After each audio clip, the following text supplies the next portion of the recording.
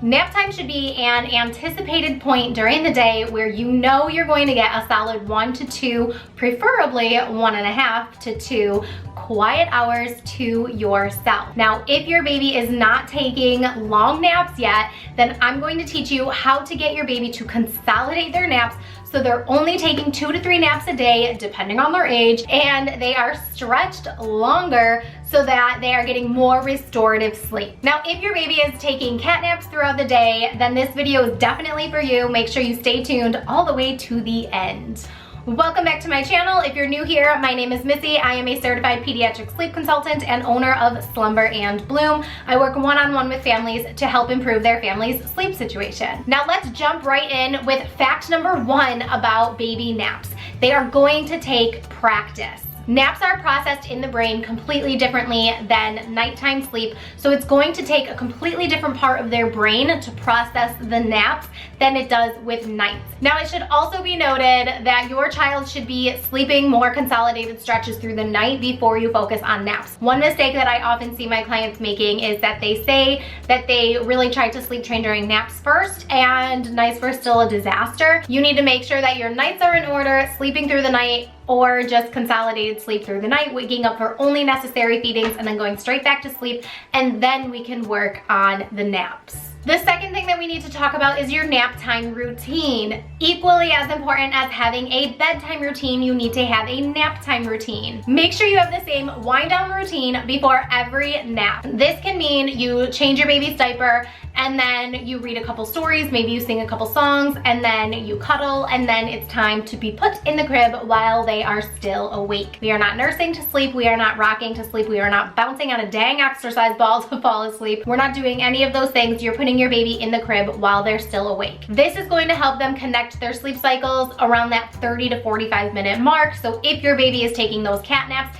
it's probably because you're putting them to sleep and they are not able to connect their sleep cycles, so they really just wake up and they don't know what to do next because they don't know how to fall back asleep. So you need to make sure that you're letting them fall asleep independently in the crib. The third thing we're gonna talk about is your sleep environment. Yes, this is important. Contrary to what some people may think, say, or do, we are not just letting babies sleep anywhere and everywhere after they've hit that 4-month sleep regression. Before that, I'm just kind of like, live your life, do what you need to do, and go out and bring the baby because they'll sleep anywhere. But once they kind of come out of that 4th trimester fog and they kind of like, you'll know, like once you're out of that, you'll know that they don't just sleep anywhere and that they used to sleep on the go and now they don't. So now we're really going to focus on that sleep environment that you already have set up at night, which you should, and if you don't, then get on it. Now, if you are staying home with your baby and they're sleeping in the same sleep environment, then you should already have that set up. But if you are, you know, bringing them to a nanny or a babysitter or a grandparent or whoever, whatever, as long as it's not a daycare center, then you can manipulate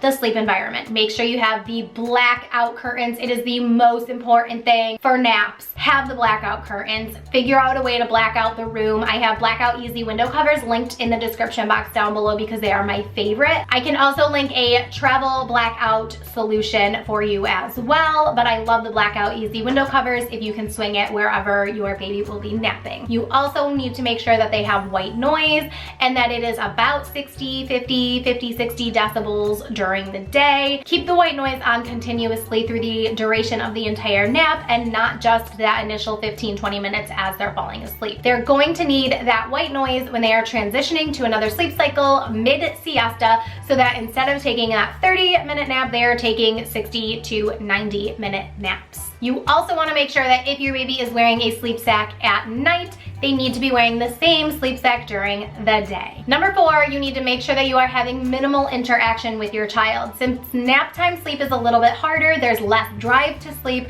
there's less sleep pressure to sleep during the day. Any interaction that you are having with your child is going to be stimulating. Any eye contact is basically going to be game over. Your child is going to see your face and think, hey, that's my favorite person, yay, it's time to wake up, let's get on with the day. And that's not necessarily always the case.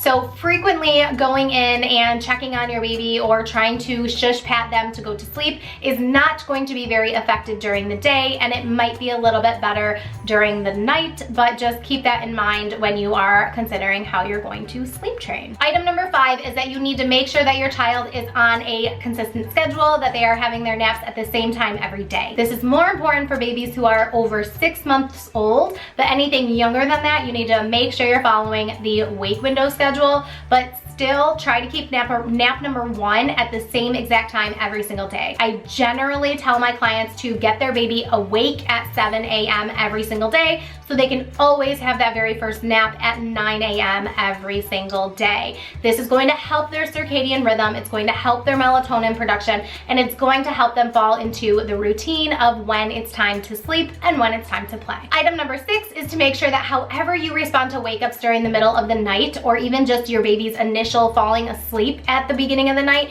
you are also doing that same exact process during naps. You shouldn't be using a different sleep training method during the day than you're using at night. You shouldn't have a different response to them falling asleep. You should not be going in the room countless times and just staying in there and trying to talk to your baby and convince them that they want to go to sleep. This is something that they can and will do on their own. But however you respond in the middle of the night and at bedtime is going to be how you should and will need to respond in the daytime. Number 7 is that you need to make sure that your child is using all of their energy during their wake windows. So when they are awake, you need to make sure that you're not just holding them the entire time. You know, the younger babies who kind of are like, you know, little blobs, it's a lot easier to get into the habit of just holding them constantly. And when they're younger, you know, like anything younger than 4 months old, I'm definitely like, you know, cuddle and hold your baby as much as you want to, like you're never gonna get that time back, and I totally understand that, but at the same time they need to use their energy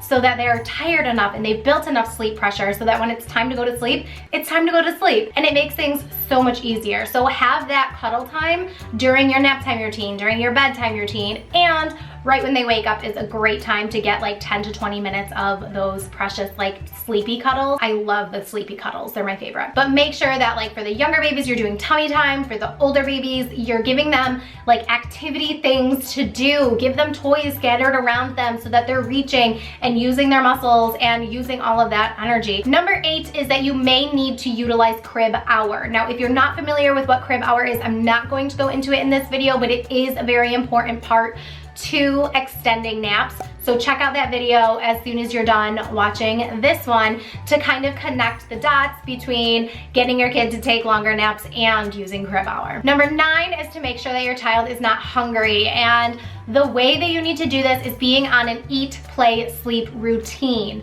So you are not feeding your baby to sleep, you're kind of feeding them awake. And that kind of goes with that cuddle time that I said that you can have when your kid wakes up. That's a great time to feed your baby when they have woken up. So you want to wake, change their diaper, and then feed them, and then play, and then sleep again. So you're getting them into this whole entire routine where they know exactly what comes next and when, even though they are tiny babies. I promise you they thrive off of consistency, routine, and predictability. Number 10 is that you can and should extend their naps as needed.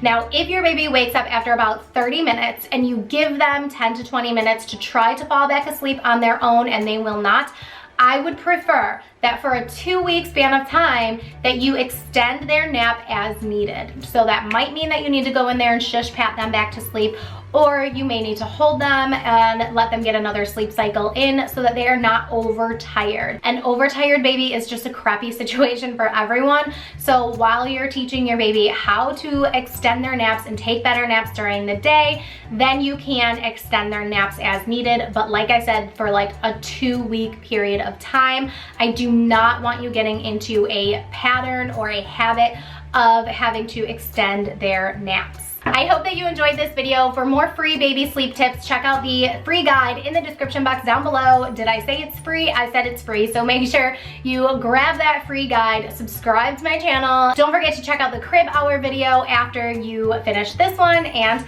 keep blooming. Mwah!